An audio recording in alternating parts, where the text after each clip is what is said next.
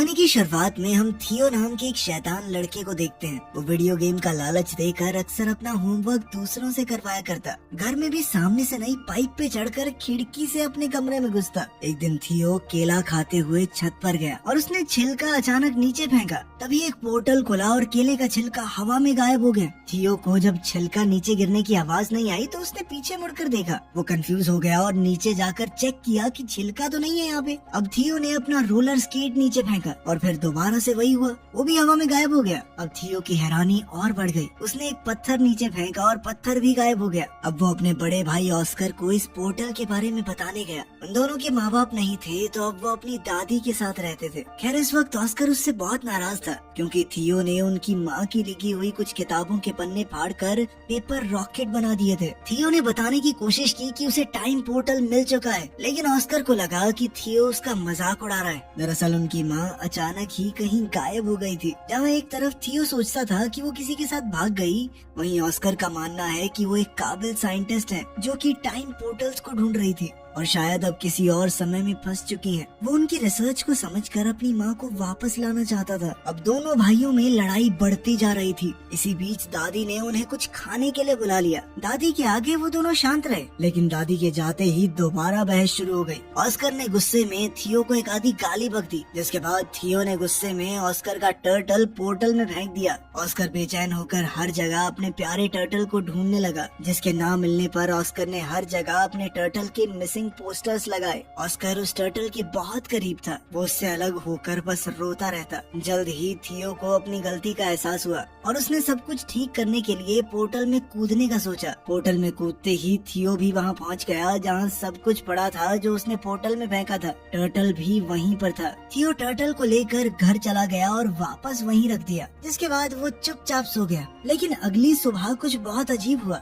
थियो अभी सो ही रहा था, लेकिन ऑस्कर काम के लिए तैयार हो गया। अब ऑस्कर की उम्र काफी बढ़ चुकी थी। थियो दरअसल उस पोर्टल की मदद से 1990 से 2022 में आ गया था। यहाँ ऑस्कर एक फिजिक्स का प्रोफेसर है। जल्द ही ऑस्कर डेविड नाम के एक आदमी की दुकान पर कुछ सामान लेने गया। कुछ देर बाद इस दुकानदार की बेटी एलिना भी वहाँ आ गई। डेविड और एलिना काफी समय से अच्छे दोस्त हैं। डेविड बचपन से एलिना को पसंद करता था, बस कभी कह नहीं पाया। एलिना का डाइवोर्स हो चुका था और अब वो 2 बच्चों की माँ थी, लेकिन ऑस्कर के मन में अब भी उसके लिए प्यार था। एलिना ऑस्कर की यूनिवर्सिटी में ही इंग्लिश प्रोफेसर है। घर पर थियो उठा और ऑस्कर को ढूंढने लगा। उसने टर्टल को उठाया और दादी के पास गया। दादी अब काफी बूढ़ी हो चुकी थी और वो थियो को पहचान नहीं पाई। जब ऑस्कर ने थियो को देखा तो वो चौंक कर बेहोश हो गया। जब ऑस्कर को होश आया तो उसने पूछा कि क्या ये सच में तुम ही हो थियो? थियो भी कंफ्यूज हो गया। उसने ऑस्कर से पूछा कि तुम कौन हो और मेरा नाम कैसे जानते हो? ऑस्कर ने बताया कि मैं तेरा बड़ा भाई हूँ, और कौन? अब थियो ये देखकर हैरान रह गया कि तू एक दिन में इतना बड़ा कैसे हो गया बे?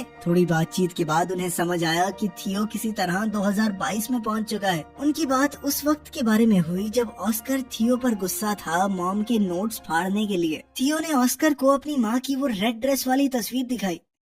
थियो अब परेशान होकर 1992 में वापस जाना चाहता था, क्योंकि उसे डर था कि अगर लेट हो गया तो दादी उस पर चिल्लाएगी। थियो छत पर गया ताकि वो पोर्टल में वापस कूद पाए, लेकिन जैसे ही उसने पत्थर फेंका वो गायब हुआ ही नहीं। ये वाला पोर्टल तो 2022 में बंद हो गया था। थियो परेशान हो गया कि वो पोर्टल बंद कैसे हो सकता है। इस पर ऑस्कर ने उसे समझाया कि टाइम ट्रैवल इतना सीधा नहीं है। जिस रास्ते तुम यहाँ पर आए हो जरूरी नहीं वो पोर्टल वापस भी जाता हो। अब ऑस्कर ने सोचा कि एक नया पोर्टल ढूंढना पड़ेगा ताकि 2022 से 1990 में वापस जाया जा सके। इस बारे में जानकारी इकट्ठा करते हुए ऑस्कर थियो को अपने सीनियर प्रोफेसर के पास ले गया। उसने बताया कि 2022 में साइंस और टेक्नोलॉजी ने काफी तरक्की कर ली है, लेकिन टाइम पोर्टल जैसी कोई चीज नहीं हो सकती। प्रोफेसर की बात सुनकर दोनों भाई वहाँ से वापस आ गए। थियो मॉडर्न दुनिया को देखकर काफी हैरान था। उसने ऑस्कर का फोन देखकर पूछा कि ये क्या है। ऑस्कर ने समझाया कि ये एक फोन है, लेकिन पुराने फोन्स की तरह इसमें नंबर घुमाने नहीं पड़ते, ना ही इसमें कोई तार है। ऑस्कर ने थियो को शांत करवाते हुए कहा कि अभी हमें पोर्टल को ढूंढने पर ध्यान देना चाहिए। तुम्हें 1990 में वापस जाना है कि नहीं? तभी थियो ने ऑस्कर को बताया कि मुझे हाथ से लिखी हुई एक लिस्ट मिली थी माँ के पेपर्स में, जब मैं वो रिसर्च वाले पन्ने फाड़कर रॉकेट बना रहा था।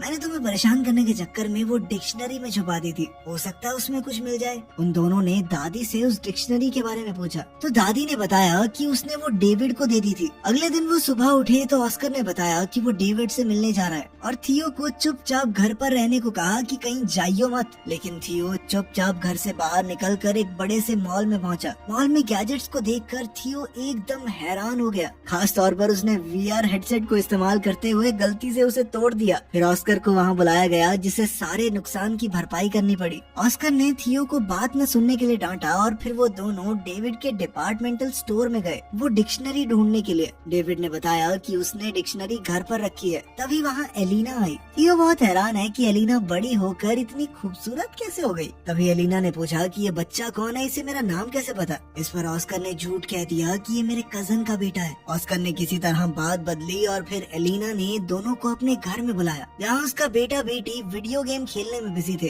थियो इन वीडियो गेम्स को देखकर बहुत इम्प्रेस हो गया और एलिना के बेटे जेन के साथ खेलने लगा। ऑस्कर को वो लिस्ट डिक्शनरी में मिल गई तो उसने थियो से कहा कि अब घर चलने का वक्त हो गया है। लेकिन थियो को वीडियो गेम खेलने में इतना मजा आ रहा था तो एलिना ने कहा कि थोड़ी देर खेलने दो इसे, मैं इसे खुद तुम्हारे घर छोड़ने आ जाऊंगी। लेकिन खेलते हुए एलिना के बच्चों ने थियो का मजाक उड़ाना शुरू कर दिया क्योंकि उसे आज के वीडियो गेम्स का कोई आइडिया ही नहीं था। ये लोग तो टाइम भी एलेक्सा से पूछते हैं।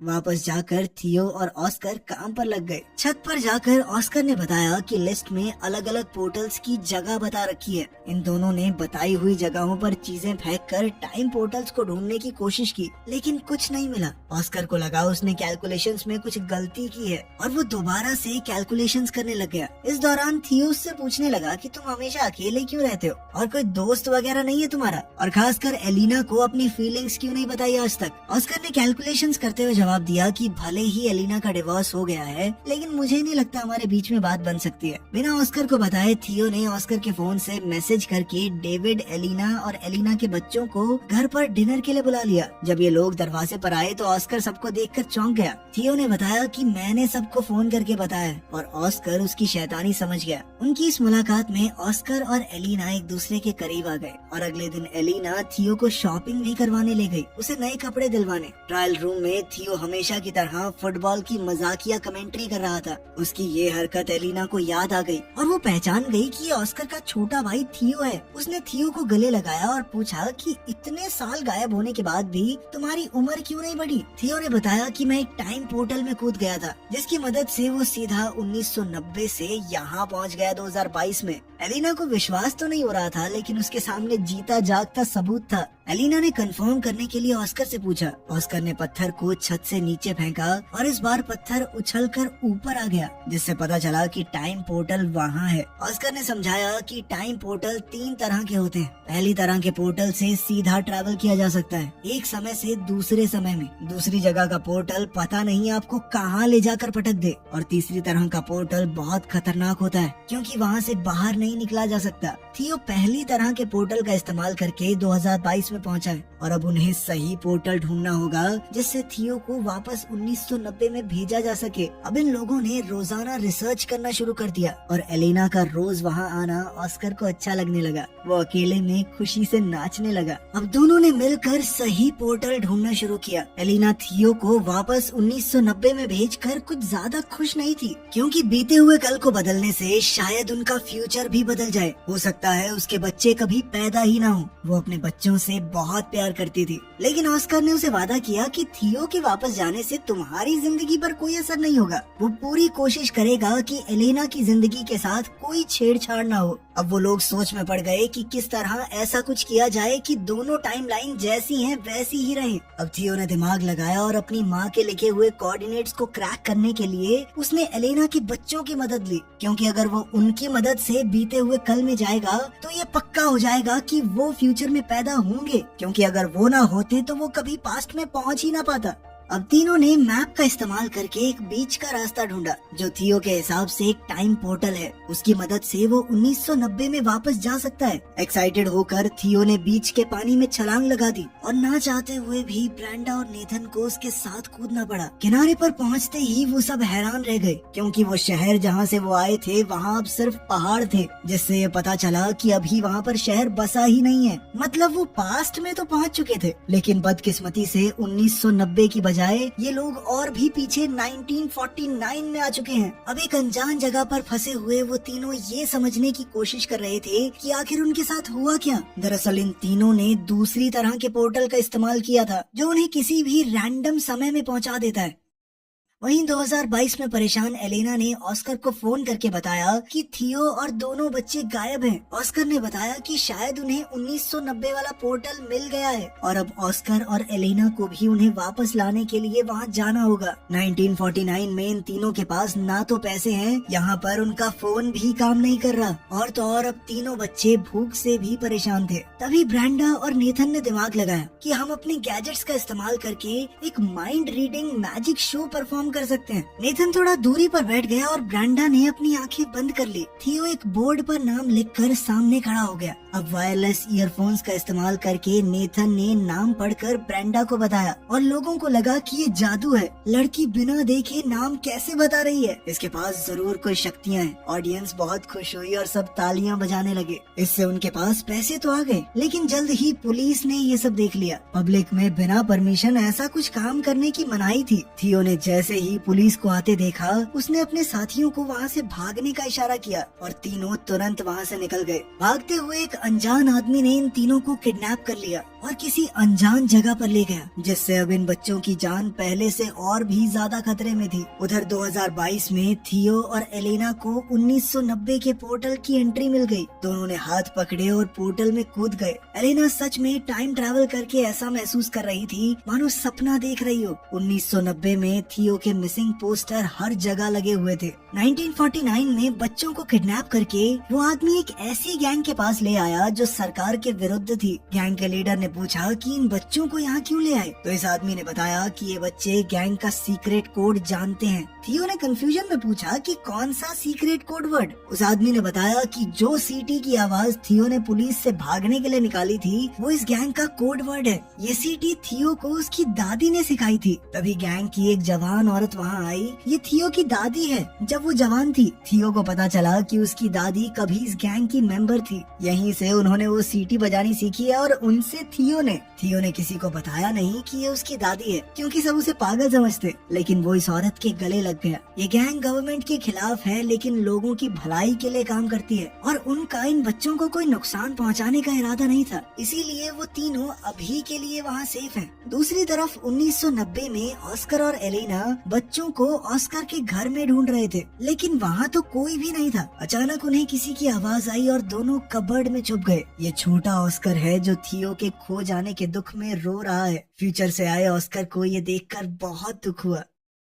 1949 में तीनों बच्चे उस गैंग के रहन सहन में ढलने शुरू हो गए थे, क्योंकि उन्हें लग रहा था कि वो जिस पोर्टल से यहाँ आए हैं वापस नहीं जा सकते। थियो की जवान दादी भी उनके साथ है, इसलिए थियो को ढलने में ज्यादा मुश्किल नहीं हो रही थी। थियो ने मौका देखकर अपनी दादी से कहा कि हमारे साथ एक फोटो ले लो और साथ ही अपनी दादी से कहा कि इस फोटो को हमेशा संभाल कर रखना। जब आप बूढ़े हो जाओगे तब भी इसे फ्रेम करवा के रखना। इससे साल 1990 में दादी के फोटो फ्रेम में अचानक चेंज आ गया। अब इस फोटो में थियो, ब्रेंडा और नेथन भी दादी के साथ हैं। थियो ने 1949 में इस फोटो के पीछे टाइम पोर्टल के कोऑर्डिनेट्स भी लिख दिए, जिससे 1990 में मौजूद ऑस्कर और एलिना को उसे ढूंढने में मदद मिल जाए। अब ऑस्कर और एलिना को लगा कि उन्हें वापस 2022 में जाना होगा ताकि वो सही पोर्टल से 1949 में पहुंच सके और तीनों बच्चों को बचाकर वापस ला सके। एक बार 1949 में पहुंच गए तो सब लोग 2022 में जाएंगे और वहां से थियो को 1990 में वापस भेज देंगे। ऑस्कर और एलेना पहले 2022 में वापस गए और थियो के दिए हुए कोऑर्डिनेट्स का इस्तेमाल करके 1949 में पहुंचे। वहाँ थियो ने दादी की गैंग के मेंबर्स को बताया कि उसका भाई ऑस्कर उसे लेने आएगा, इसलिए दो लोग पहले ही वहाँ खड़े थे। दादी की सिखाई हुई सीटी जब इन लोगों ने बताई तो उसका रिस्पॉन्स ऑस्कर ने वैसी ही सीटी बजा कर दिया, जिसके बाद ऑस्कर और एलेना को दादी की गैंग के पास ले जाया गया। एलेना अपने बच्चों को ठीक हालत में देखकर बहुत खुश हुई, लेकिन थियो अब वापस नहीं जाना चाहता था। उसे अब 1949 में ही अच्छा लग रहा था। ऑस्कर को ये सुनकर बहुत बुरा लगा। उसने थियो से कहा कि माना भाई हम दोनों लड़ते हैं, लेकिन इसका मतलब ये तो नहीं कि एक दूसरे से प्यार नहीं करते। वो नहीं चाहता उसका छोटा भाई उसे छोड़कर चला जाए। ऑस्कर ने कहा कि तेरे जाने के बाद मैं कितना समय तुझे याद कर करके रोया हूँ तो सोच भी नहीं सकता। तभी वहाँ उनकी यंग दादी आ गई। ऑस्कर उसे देखकर हैरान था, लेकिन कुछ बोला नहीं। अब इन सबको 2022 में वापस जाने का टाइम पोर्टल ढूंढना है, इसलिए गैंग का एक आदमी उन्हें गाड़ी में छोड़ने जा रहा था। ये आदमी और कोई नहीं बल्कि ऑस्कर और थियो के दादाजी हैं। जल्द ही उन्हें 2022 में वापस जाने का पोर्टल मिल गया और अब ऑस्कर ने थियो को वापस 1990 में भेजने की तैयारी कर ली। वो वाला पोर्टल वो पहले ही ढूंढ चुके थे उस कंस्ट्रक्शन साइट पर। थियो वापस नहीं जाना चाहता था क्योंकि 1990 में उसके पास कोई नहीं है, उसके माँ बाप नहीं थे, वो बहुत अकेला महसूस करता था। उसने ऑस्कर से कहा कि मैं अब तुम्हारे साथ रहना चाहता हूँ, तुम मुझे थोड़ी थोड़ी पापा की याद दिलाते हो। ऑस्कर ने बड़े प्यार से थियो को गले लगा लिया और समझाया कि 1990 वाला ऑस्कर भी बहुत अकेला है, उसे थियो की वहाँ बहुत जरूरत है। अगर तुम अच्छे से रहोगे तो मैं वादा करता हूँ कि मेरा छोटे वाला वर्जन भी तुम्हारा बहुत ध्यान रखेगा। ना चाहते हुए भी थियो 1990 में चला गया, जहाँ उसके वापस आने से ऑस्कर की खुशी का ठिकाना ही नहीं रहा और उसकी दादी ने भी उसे बहुत प्यार किया।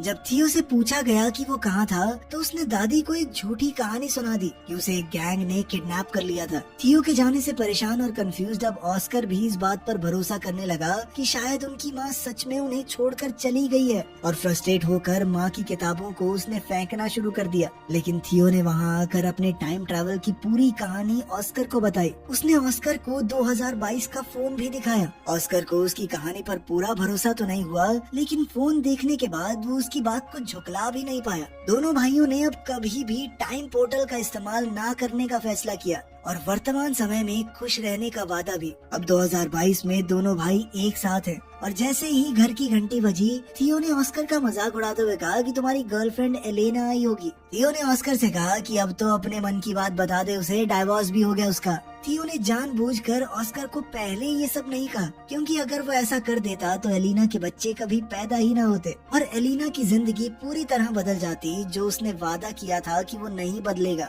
लेकिन अब बिल्कुल सही वक्त था, बच्चे भी पैदा हो चुके, डाइवोर्स भी हो गया। ऑस्कर ने जैसे ही दरवाजा खोला तो एलेना बाहर ही खड़ी थी और यहाँ से इनकी जिंदगी को एक नया मोड़ मिल सकता है। अब आखिर में सीन बहुत ही पुराने वक्त का दिखाया जाता है। एक पोर्टल खुला और उसमें से एक औरत निकली। ये वक्त बहुत पुराना है और लोगों को साइंस के बारे में कुछ भी नहीं पता। ये औरत कोई और नहीं बल्कि थियो और ऑस्कर की माँ है। दिखाया जाता है कि वो एक साइंटिस्ट है, तो वो लोगों को साइंस के बारे में पढ़ाने लगी, जिससे फ्यूचर में बहुत ज्यादा बदलाव आ सकता है। यहीं पर कहानी खत्म होती है। तो आपके हिसाब से क्या थियो को अपने भाई को पहले ही मना लेना चाहिए था कि लड़की से बात कर ले? हो सकता है उसका कभी डाइवोर्स ही ना होता और वो खुशी खुशी रहने लगते। कमेंट्स में जरूर बताना। मिलते हैं अगली वीडियो में।